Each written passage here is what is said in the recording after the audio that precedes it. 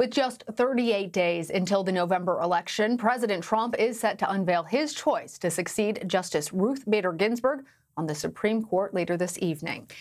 Mr. Trump is expected to nominate federal judge Amy Coney Barrett. She currently sits on the Seventh Circuit Court of Appeals. And earlier this week, the president said that he was considering 5 women for the position, but is only known to have met with Barrett. He saw her twice in the week since Justice Ginsburg passed away. The nomination has set up a high-stakes political battle in the weeks leading up to the election, potentially solidifying a conservative majority on the nation's highest court for generations to come. Ben Tracy has more from the White House. At a late-night rally in Virginia Friday, President Trump teased his big announcement. Here's the only thing I can tell you for sure is it will be a woman. Is that okay? According to multiple sources familiar with the selection process, the president is expected to nominate 48-year-old appeals court judge Amy Coney Barrett. She's very highly respected, I can say that. Barrett is a favorite of religious conservatives for her strong anti-abortion rights views, and if confirmed, would move the court to the right for a generation. In 2016, she said she doesn't think Roe v. Wade will be entirely overturned, but access to abortion would be restricted. I don't think the core case, the Roe's core holding that, women have a right to an abortion, I don't think that would change. But I think the question of whether people can get very late-term abortions, how many restrictions can be put on clinics, I think that would change. President Trump first considered Barrett when filling Justice Anthony Kennedy's seat after he retired in 2018. He nominated Judge Brett Kavanaugh instead. But that meant Barrett was already vetted by the White House, and Republican leaders in Congress feel confident they can quickly confirm her before Election Day to replace the liberal icon Ruth Bader Ginsburg.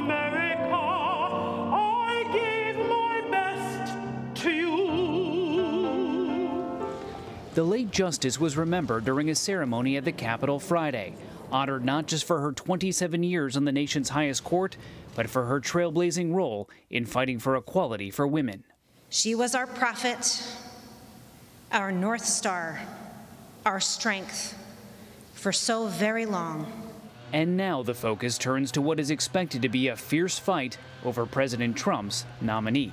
And then what happens on Capitol Hill is a partisan battle that honestly will be probably the most disgusting thing that we've seen since Judge Kavanaugh. For more on all of this, let's bring in CBS News correspondent Nikole Killion there at the White House. Nikole, great to see you. CBS News has learned that the White House is already reaching out to Republican senators about Barrett's nomination.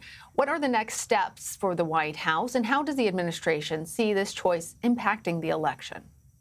Well, that is the next step. And in fact, once the president does make his nomination official today, then, of course, it's a matter of outreach to these Republican senators to try to get them on board and keep them on board around this nomination. And so we do expect that process to start to get underway next week, possibly midweek. As far as what this means for the election, certainly the hope is that this will energize the president's base and his supporters.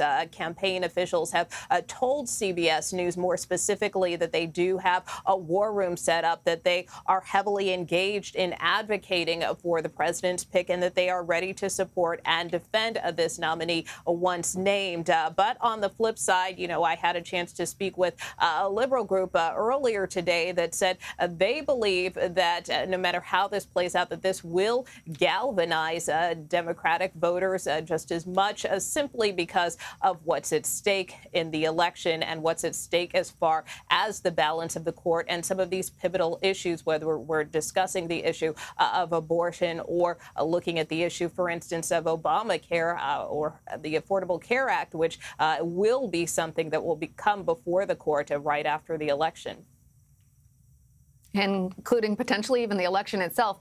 Nikole, as I mentioned, President Trump is only known to have met with Barrett. Did he have his mind made up from the beginning, and why her in particular?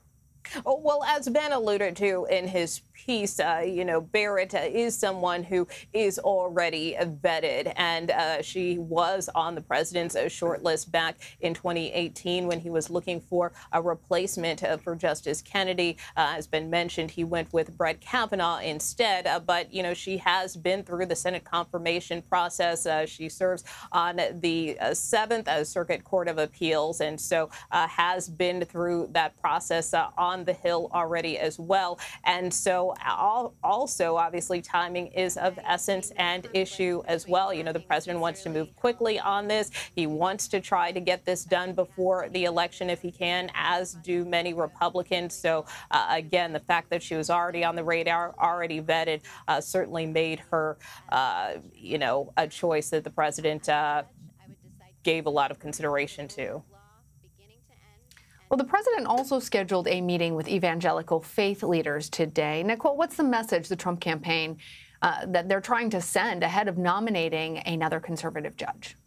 Well, keep in mind there is a very big evangelical event here in Washington this weekend. There's actually a prayer march that's taking place as we speak here in the nation's capital. It's going from the Lincoln Memorial to Capitol Hill. So from that standpoint, many evangelical leaders are here in town. And so the president is expected to meet with them at some point today. But again, Judge Barrett certainly is a favorite among religious conservatives. She is a devout Catholic. And so this certainly, again, reaffirms and sends a message to that particular constituency that the president certainly takes their concerns seriously.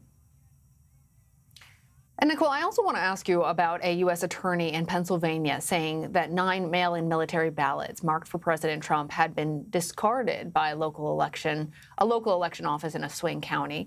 What is the truth behind this, and how might this report fuel the president's refusal to commit to a peaceful transition of power if, in fact, he loses the 2020 election?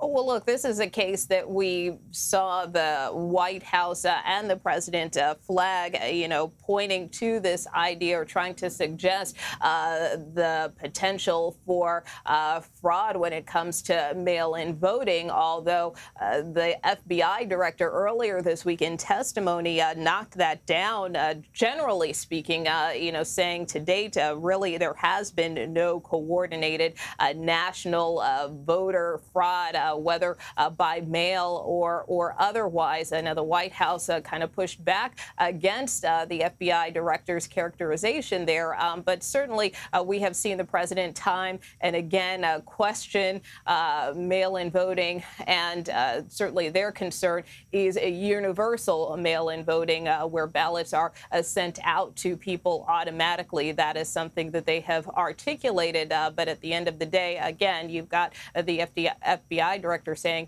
as recently as late this week that there has been no coordinated effort. So, again, it just continues this back and forth argument that can be confusing to voters. As far as this peaceful transfer of power is concerned, we also have seen the White House try to walk back the president's comments on that, saying that he will accept the results of a free and fair election. But no matter how you slice it, certainly there is a lot of concern about how this election will play out because of the pandemic, because of the intricacies and the challenges that there will be to voting, whether it is, having to go in person and socially distanced, you can still do it the old-fashioned way, or whether you do, vote absentee or mail-in ballot, which is equally legitimate. But certainly we know that elections officials will have their hands full. We know that is something that election lawyers are certainly preparing for because of the volume that is expected. So that being said, this debate obviously plays against that backdrop. All right, a very big day there at the White House. Nikole, thank you. You bet.